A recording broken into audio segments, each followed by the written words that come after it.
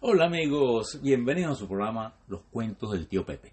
Hoy les vamos a hablar de la historia y la leyenda de San Nicolás, ya que San Nicolás, ese gordo que vemos ahora en los centros comerciales repartiendo regalos, tiene una parte histórica, pero la mayoría de lo que vemos en esos sitios son cosas legendarias y creadas mucho después de él.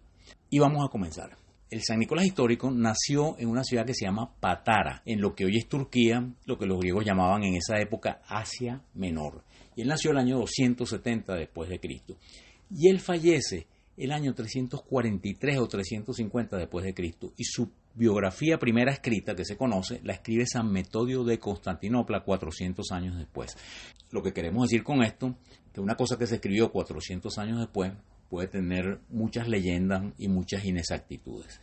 Pero si vamos a esa biografía, les repito, Nicolás nace en la ciudad de Patara de unos padres muy ricos, unos padres muy pudientes que se llamaban Teófanes y Nona, pero eran muy caritativos y muy buenos sus padres y eran muy cristianos y le enseñan el cristianismo, que básicamente es el amor al prójimo. Y estos padres eran tan buenos que fallecen ayudando a gente en una peste que llega a su ciudad. Y Nicolás hereda una fortuna siendo una persona muy joven.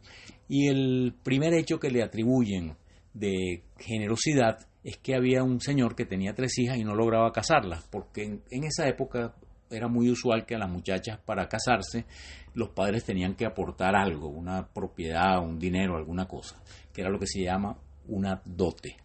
Entonces Nicolás, les repito que tenía mucho dinero que había heredado sus padres, agarra una bolsita de oro, de moneditas de oro, y se las lanza por la ventana a la casa donde estaban estas 3 muchachas. El padre, cuando ve eso, se pone contento y casa a la hija mayor, le da su dote y la casa. Fíjense que es muy importante en toda esta historia de San Nicolás que él sigue una frase que está en el Evangelio, que Jesús dice: cuando des limosna, que no sepa tu izquierda lo que hace tu derecha, para que tu limosna sea en secreto, y tu Padre que ve en lo secreto te recompensará. Es decir, él sigue ese consejo que da Jesús de que uno no debe alardear de sus obras de caridad y de sus obras buenas. A continuación, él vuelve a lanzar otra bolsa con moneditas de oro y se casa la segunda hija, y al poco tiempo vuelve a lanzar otras moneditas de oro y se casa la tercera hija. Se hace sacerdote, él tenía un tío que era obispo, que lo ordena sacerdote, y va en peregrinación a Egipto y a Tierra Santa, los lugares donde vivió Jesús.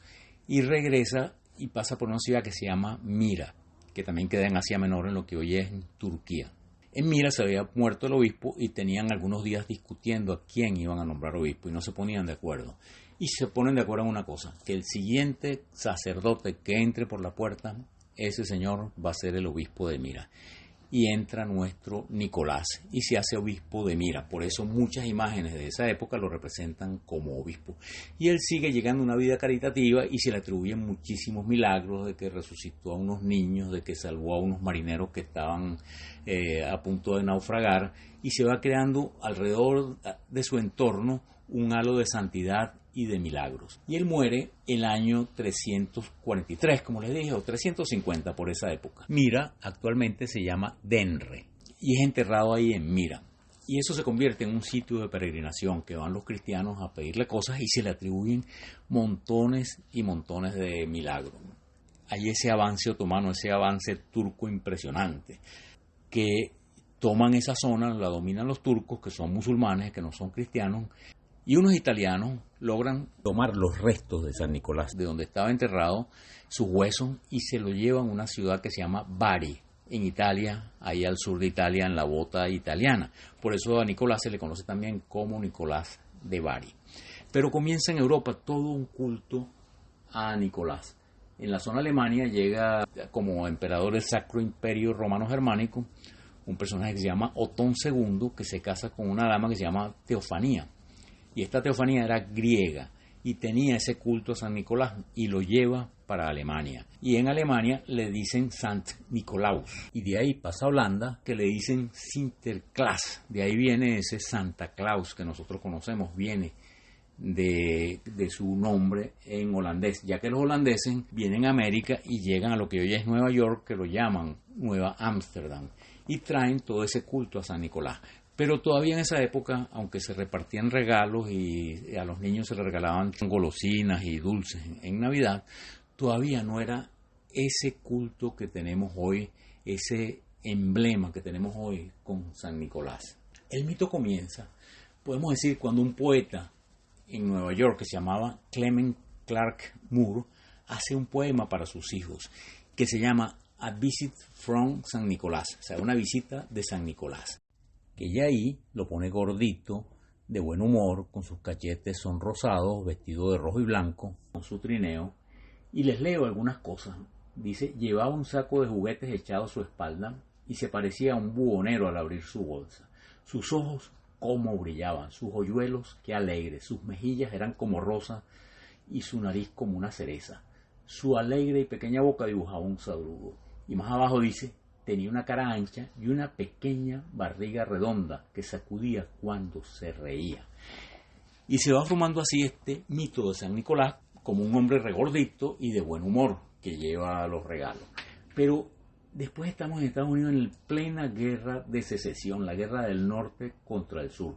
Y hay un personaje que había nacido en Alemania, pero que se había venido a los 5 o 6 años a Estados Unidos, se llama Thomas Nast, que él hacía caricaturas en una revista que se llama Harper's Week. Y él dibujaba escenas de la guerra civil. Abraham Lincoln lo llamó su mejor sargento de reclutamiento, porque sus caricaturas eran tan descriptivas que mucha gente se alistaba para ir a pelear del lado de los ejércitos del norte.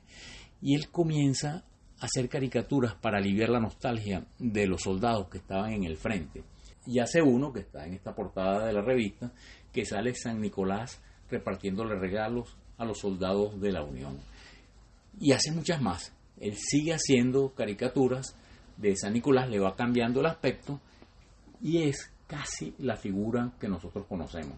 Hay un artículo muy interesante que se lo dejamos ahí en la referencia que se llama El hombre que hizo a Santa Claus, que es este señor Thomas Nast. Llegamos al año 1920 y una conocida marca de refresco comienza a usar esta figura de San Nicolás para sus propagandas y su publicidad. Pero todavía usaba las figuras parecidas a las que había hecho este Thomas Nast.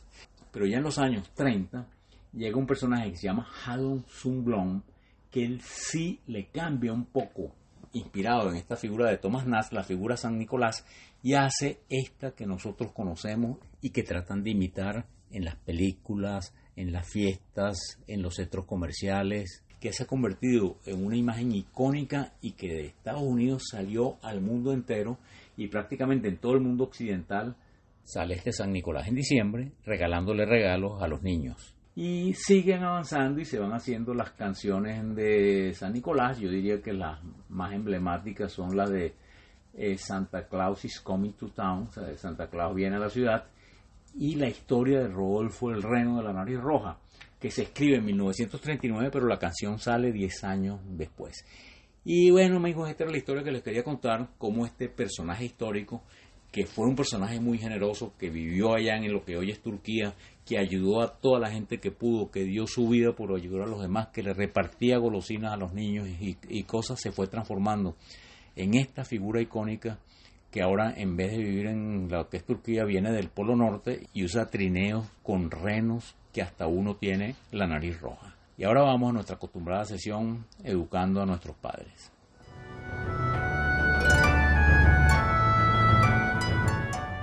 Educando a nuestros padres.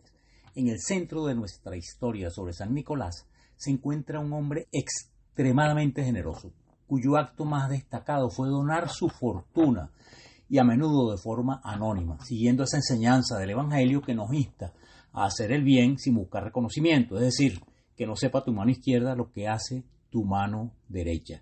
Y esta filosofía de dar de manera desinteresada se convirtió en la semilla de una leyenda que ha perdurado casi 2000 años. En nuestra cultura, este hombre virtuoso San Nicolás se convirtió en el centro de un culto que le han erigido más de 2000 templos. Posiblemente sea el santo que tiene más templos alrededor del mundo. Y aunque el culto moderno a San Nicolás durante la Navidad se ha transformado en un personaje de fantasía, siempre tiene un impacto positivo. Esta figura del Santa Claus moderno que hereda la bondad y generosidad de San Nicolás de Mira. y nos recuerda que la generosidad y la solidaridad deben mantenerse y sobre todo en esta época navideña. Muchísimas gracias, muy buenas noches y los esperamos en un próximo programa, Los Cuentos del Tío Pepe.